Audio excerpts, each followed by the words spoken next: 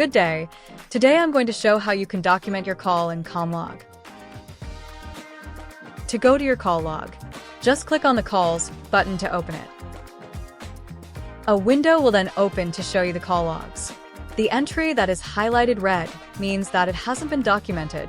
If it doesn't have a red highlight, it now means it is documented.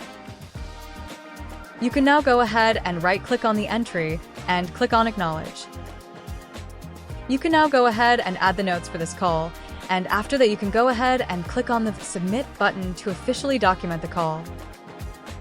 The call log entry that we acknowledge will now be marked as documented, and the red highlight will now be gone.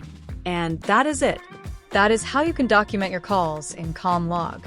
Thank you so much for watching. See you on the next video.